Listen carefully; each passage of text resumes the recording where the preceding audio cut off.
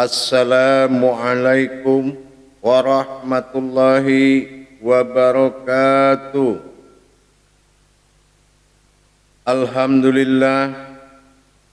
Alhamdulillahi rabbil alamin. Assalatu wassalamu ala ashrafil anbiya'i wal mursalin Sayyidina wa maulana Muhammadin. Asyhadu an la ilaha illallah wa asyhadu anna Muhammadar Rasulullah. Allahumma sholli ala Sayyidina Muhammadun musyabihil wal ikram ya wal jalil wal ikram. La nabiyya ba'da amma ba'du. Wa tahirin wal mujahidin ibadullah wa ittaqullah. Bersyukur kita kepada Allah dengan mengucapkan alhamdulillahi rabbil alamin atas segala karunia limpahan rahmah dan hidayahnya, serta dengan izinnya juga kita dapat menjalankan amanahnya, beramal dan beribadah dunia dan akhirat, zahir dan batin. Bertemu lagi dengan saya Guru Mursyid Syekh Nur Muhammad Buya Irwan Maulana Al-Khalidi Sumatera Barat dalam makom Majelis Zikir Ma'rifatullah dalam naungan Yayasan Islam Hidayatul Mubarakah Jakarta. Dalam kesempatan yang dimuliakan Allah ini, saya akan berbagi ilmu dan wawasan demi meningkatkan kualitas diri dan ibadah kita selagu umat dan meningkatkan derajat ketuhanan di dalam diri kita. Bersalam kita tidak akan pernah kita lupakan. Marilah sama-sama kita sampaikan kepada junjungan kita Nabi Allah, Nabiul Akhirul Zaman, Rasulullah Muhammad sallallahu alaihi wasallam. Atasnya kalimahnya, marilah kita kalamkan bersama-sama dengan membaca Allahumma sholli ala Sayyidina Muhammad wa ala alihi Sayyidina Muhammad. Para jemaah yang dirahmati Allah, hadirin kaum muslimin dan muslimat, seiman saudaraku, aulia wa ulama wal mukarram, insyaallah al-ustad sebagai seiman kita.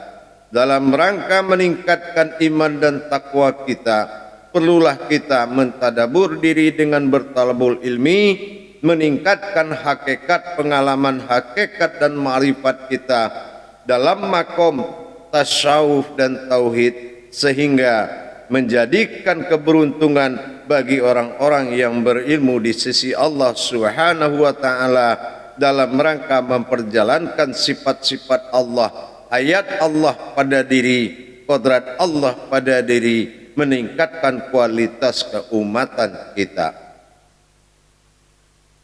Para hadirin dan hadirat rahimakumullah, dalam waktu dan kesempatan ini saya akan berbagi wawasan tentang kodrat memperjalankan batin diri di dalam makom bismillah. Dengan kita meningkatkan pemahaman hakikat rahasia Allah dalam bismillah, bertajalinya Allah dengan milahnya Allah dalam diri, berarti tidak bersekutu Allah dengan siapapun kecuali dengan kodratnya Rahman dan Rahim. Kalau sudah milahnya Allah di dalam kodrat Rahman dan Rahim, berarti makna Rahman dan Rahim bukanlah wujud yang batil, tetapi adalah wujud yang al-haq bagi Allah. Banyak wujud batiniahnya Allah dalam diri. Nah, inilah harus kita persiapkan. Mana yang dikatakan kemilahan Allah dalam bismillah, Artinya dalam kita memperjalankan bismillah dengan kodratnya, bukan hanya dengan membaca, tetapi dengan merasa dan memandang. Inilah batin mutlak bagi Allah. Kalau memang ba alif sin itu, ba itu batin, alif itu sir, sementara sin itu nur, berarti memperjalankan dinamakan batin bilahnya Allah, sehingga la haula wala quwata illa billah yang menghadapi, tidak akan satu pun yang berdaya dan berupaya di dalam kemilahan Allah, di dalam batin milahnya. Bagaimana cara kita menjalankan bilahnya Allah di dalam diri? Inilah para jamaah sekalian, kalau kita sudah tahu mana wujud batin bilah di dalam diri kita, biilah. Nah, biilah ini kita sudah tahu adalah wujud di dalam sukun. Wujud di dalam sukun, dia akan mewujud menjadi ilah, menjadi Allah, mi ilah, mi Allah, bismi Allah. Nah, setelah dia berkodrat Allah, maka mewujudlah dalam bentuk Rahman. Inilah berupa-rupa Allah pada Adam dan berkodrat Allah pada Muhammad. Ini yang jatuh menjadi suatu mewujud dalam rahim. Kodrat daripada Rahman adalah mewujud an-nazir, dan nyatanya Allah yang berwujud. Dan rahim inilah adalah tubuh hakikat yang ada di dalam tubuh tersurat tadi. Di dalam Rahman itu ada maju sujud rahim. Mana yang dikatakan sujud rahim? Wujud Allah dalam batin, mewujud Muhammad dalam rohani, nyata Adam dalam jasad. Berarti yang nongol, yang muncul itu adalah Rahmannya Allah. Mana Rahmannya Allah, mana kenyataan Allah? Inilah dengan datangnya bilah tadi, berarti ba alif sin itu hakikatnya menjadi alif lam lam, dan ha adalah tajalli dan gerakannya, dan rahim adalah mewujud di dalam keinsanan di dalam diri. Inilah tubuh panapilah tadi yang masuk di dalam rahim, yang mewujud di dalam rahim, dan Rahman adalah mewujudnya. Rahman sifat nyata bagi Allah. Nah, jadi kalau kita ingin memperjalankan diri kita dalam kodrat Allah, dalam bismillah, dalam satu tujuan, maka kita harus tahu namanya yang dikatakan bilah tadi. Bilah adalah batinnya Allah yang masuk ke dalam Rahmannya Allah, dan mewujud sebagai Rahman, dan berwujud kodrat diri sebagai Rahim, yaitu hakikat di dalam diri, tubuh panafilah dalam sebutan. Bisa kita bayangkan bagaimana terjadi mutlak mewujud bismillah itu dalam kodrat diri kita. Mutlak sangat. Tidak ada lagi tumpang tindih kemanusiaan di dalam kodrat bismillah itu. Karena yang milah itu adalah batin, wujud dan sir, masuk ke dalam alif lam lam dan bergerak dalam ha, dan dilihat seperti Rahman. Di dalamnya hayat, tiga kodrat itu yang dinamakan rahim, yaitu Rabbani, Rohani dan Nurani. Maka ini sudah menjadi 7 sifat. Jadi para hadirin, bagaimana kita menjalankan? Maka batin bilah yang bersembunyi di dalam wujud nyawa kita itu sendiri sudah sampai dengan kemilahannya. Rahman adalah tempat atau rahmat, dan rahim dalam makrifat kita, wujud daripada sifat rahim yang berdiri itu sudah ada di tempat tujuan kita. Dan bagaimana cara pengendaliannya? Itu hanya dengan satu tarikan napas sampai kepada tujuan. tanpa ayat dan tanpa suara. Para hadirin yang dirahmati Allah rahimakumullah. Inilah bagaimana memperjalankan batinnya Allah. Tidak ada hambatan. La haula wa la quwata illa billah. Tidak ada daya upaya menghadapi perjalanan dirimu. Kalau memang kenyataan Rahmanmu adalah zat yang disebut Allah, dan kenyataan Rahimmu adalah diri fana filah yang memasuki batin bilah. Batin bilah inilah yang akan sampai. Jadi dalam memperjalankan milah berarti kita sudah mewujudkan benar-benar la maujudun illallah. Benar-benar tidak ada lagi kita dalam hitungan itu. Hanya dengan bis di saat sin itu, bis di saat sin itu kita sudah melihat maujud kodrat kita. Bismillah. Nyata Rahmanirrahim. Rahman nyata, Rahim. Maka tundukkan kepalamu. Tidak boleh di dalam huruf Rahim mim kepala kita lurus, tapi kepala kita Rahim. Kenapa? Karena batin kita menyampaikan batin itu dalam masa tafakur. Tidak boleh menantang lurus seperti ini. Bismillahirrahmanirrahim. Disinilah pensaksian dirimu melihat kenyataan apa yang kamu ingin dan kemana kamu ingin. Begitu juga dengan duduk. Tidak perlu juga dalam perjalanan. Seandainya kita dalam masa duduk, siapa yang duduk? Datangkan wujudnya dengan milahnya bilah itu tadi. Billahirrahman ni rahim. Ni itu aku, rahim itu adalah wujud. Jadi Rahman memperlihatkan maujudnya, ni rahim, dan rahim itu ni itu aku dalam sebutan keakuannya Allah. Inani, ni itu ni rahim. Jadi kalau dia yang jalan, batin bilah yang bernama ni rahim itu sampai, maka dikatakan sudah pergi, sudah sampai sebelum berangkat. Inilah para jemaah cara memakai kodratnya.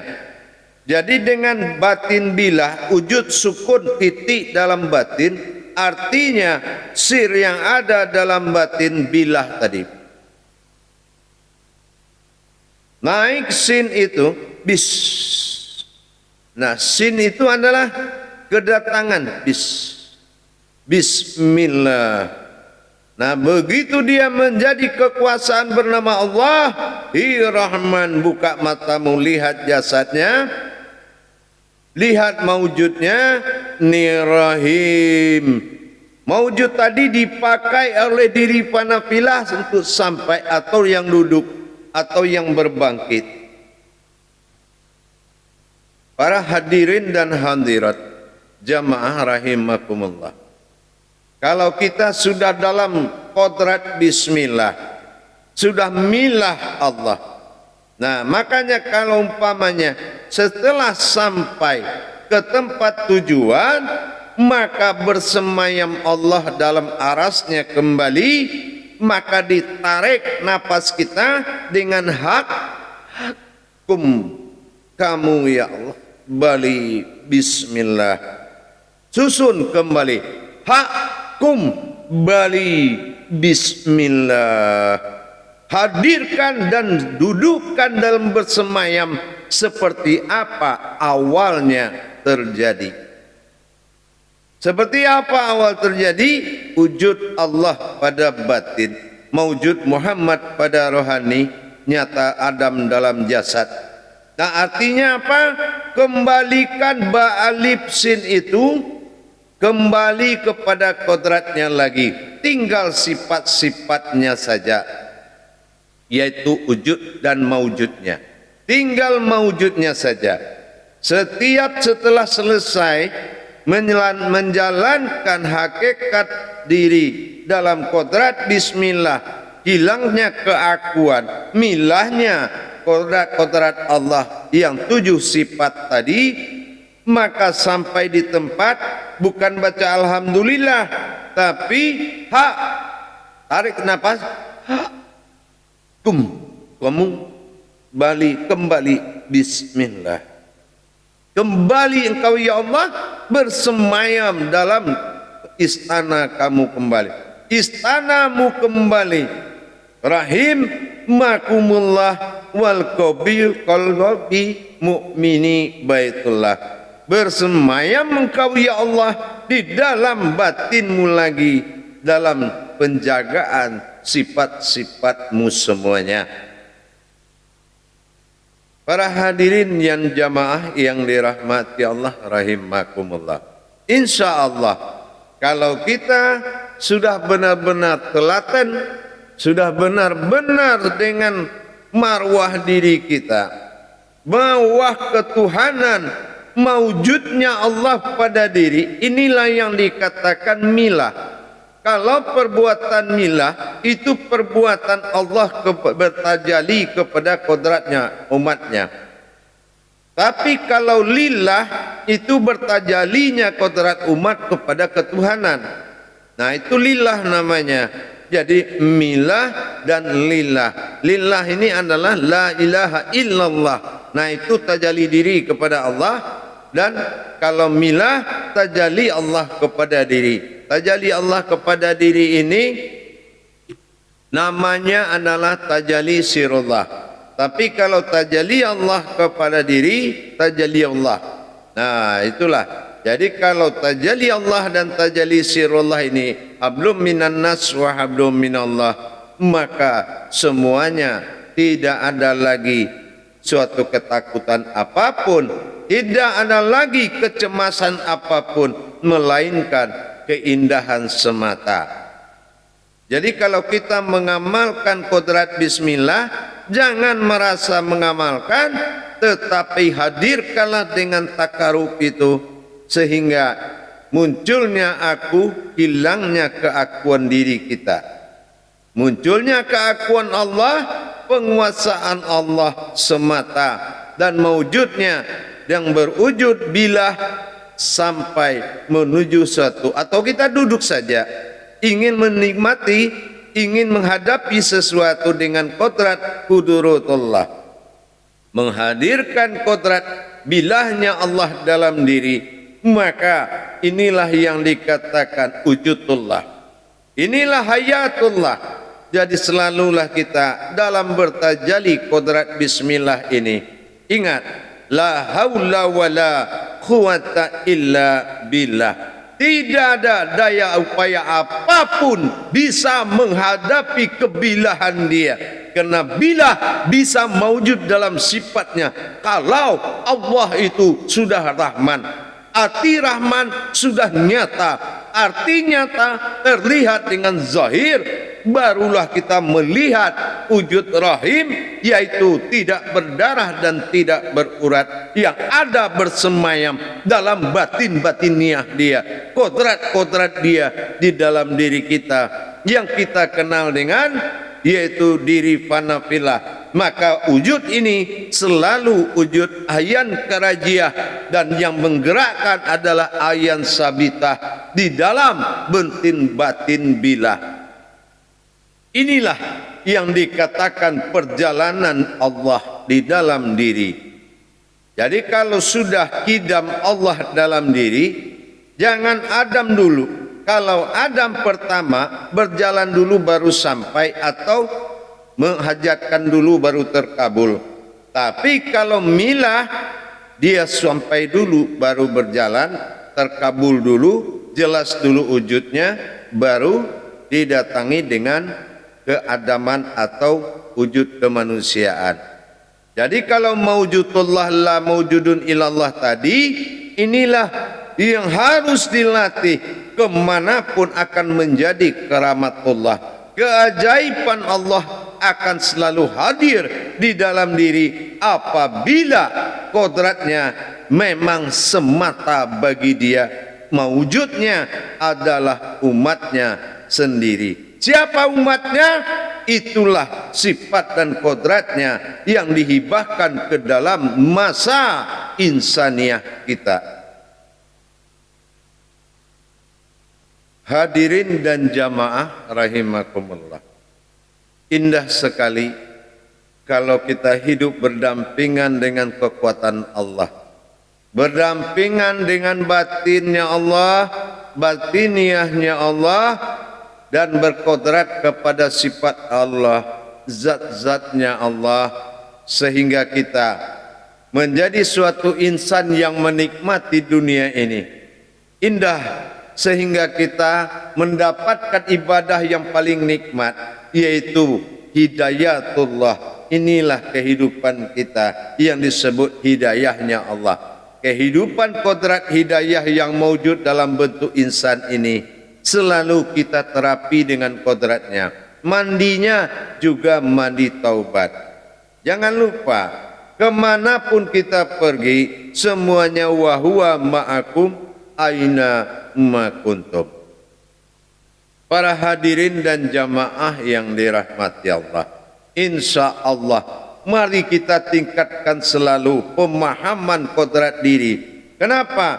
Kalau belum alif itu sempurna, nyata di luar dan berkodrat di dalam, beraftar di luar, meba'dal wahid tunggal di dalam, apapun pengalamanmu akan sirna kalau yang menuntun hidupmu bukan kodratnya.